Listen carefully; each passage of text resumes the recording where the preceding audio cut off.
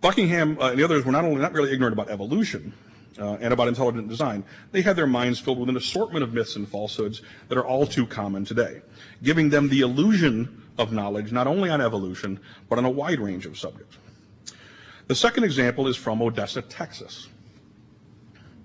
On December 20th, 2005, ironically the very same day that the ruling came down in the Dover case, the school board in Odessa, Texas voted to create an elective Bible course in the Ector County Intermediate School District. The Supreme Court has said that public schools can teach a course about the Bible as history and literature, but it has to be done in an objective, scholarly manner rather than a manner intended to proselytize or convince students that the Bible is the Word of God.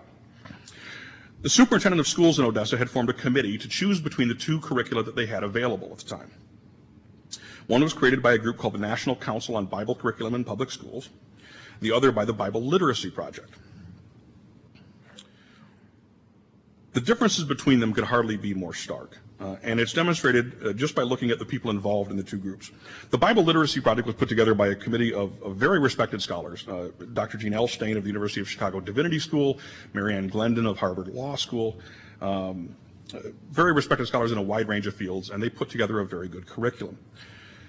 The NCBCPS Advisory Board, on the other hand, includes several TV evangelists, D. James Kennedy, Charles Stanley. But without a doubt, the crown jewel of their advisory board was this man.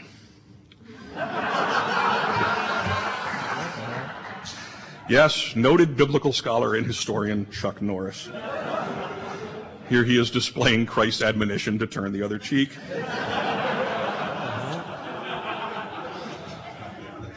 I actually prefer this one. Apparently Chuck killed Kenny. In 2006, the Texas Freedom Network, a wonderful group in Texas that fights the religious right, talk about a full-time job. They published an analysis of the NCBCPS curriculum by Mark Chancey, a religious studies professor at SMU. To call this curriculum laughable is to be perhaps a bit too kind. It is literally full of false claims, urban myths, just outrageous lies. The section on the Bible and science, in particular, is based primarily on two sources. An evangelist named Grant Jeffrey and a young earth creationist named Carl Baugh. The two men have much in common, not the least of which is their obligatory TV evangelist plastic snap-on hair.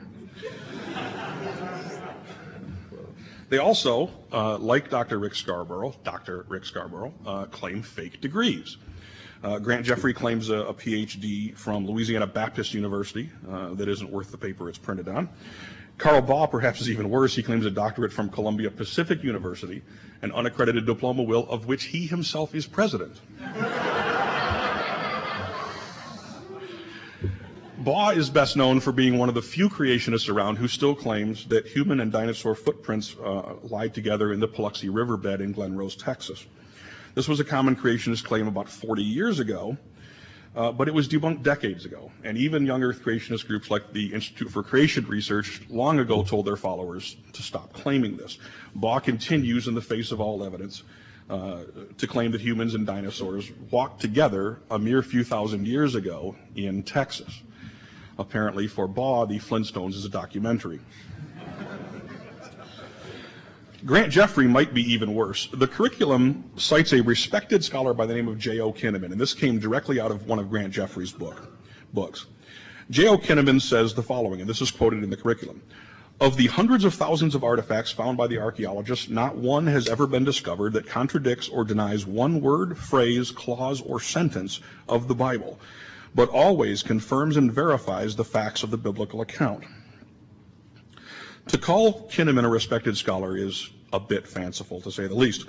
Kinnaman was a first-class crank who made all sorts of crazy claims that somehow managed not to find their way in the curriculum. This is some of his other work. He claims, for example, that Jesus and Paul visited Great Britain, that Joseph of Arimathea was Jesus' uncle and was a tycoon in the tin industry in Wales. I swear I'm not making this up. That he personally saw Jesus' school records while traveling in India. And my personal favorite, that the Great Pyramid of Giza transmits radio messages to the Grand Canyon.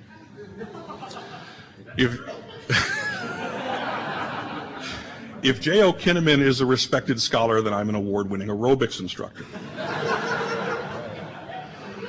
You didn't have to laugh quite so loud. The actions of the Odessa and the Dover school boards are similar in both cause and effect. The cause of both is virulent ignorance. The people on both boards have swallowed a whole range of myths and falsehoods that give them the illusion of knowledge. And they are putting that virulent ignorance before our children into school curriculums. You've heard these myths before. America was founded as a Christian nation. There are no transitional forms in the fossil record. The Constitution was based on the Bible. Evolution is inherently atheistic. Archaeology proves the Bible true.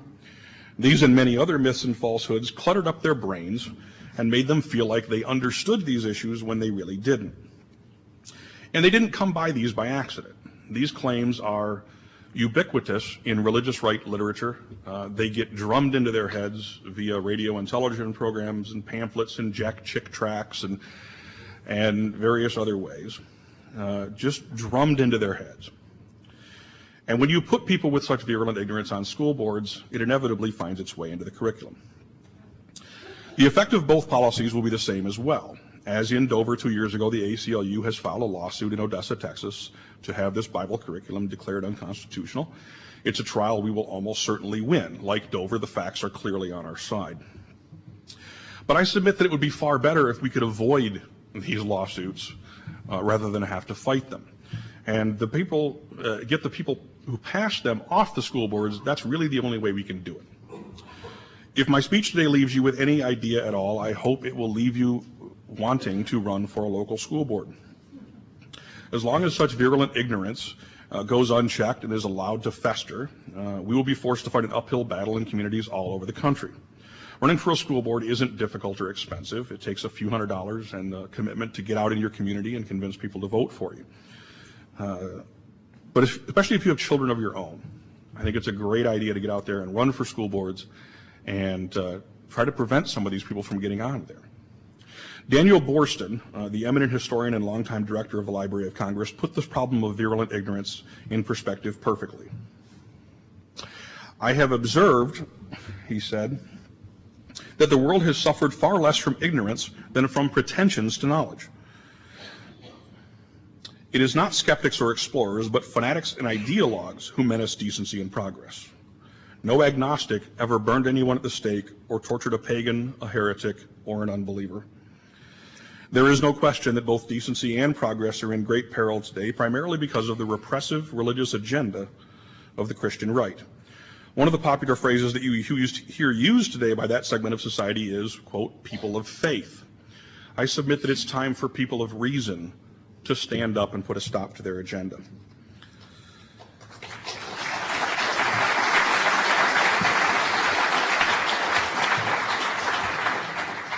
It is incumbent upon all of us who are concerned about the authoritarian agenda of the religious right to stand up and try to put a stop to it.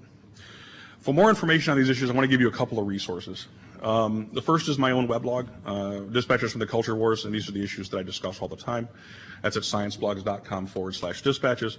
And particularly on the evolution creationism issue, the Panda's Thumb, which is a group blog that we founded a few years ago at pandasthumb.org.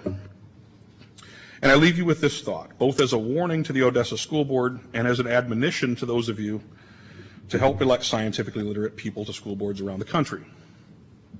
Cost of running for a school board, a few $100s. The cost of losing a federal lawsuit, as they did in Dover, $1 million. Preventing the degradation of our children's education, that's priceless.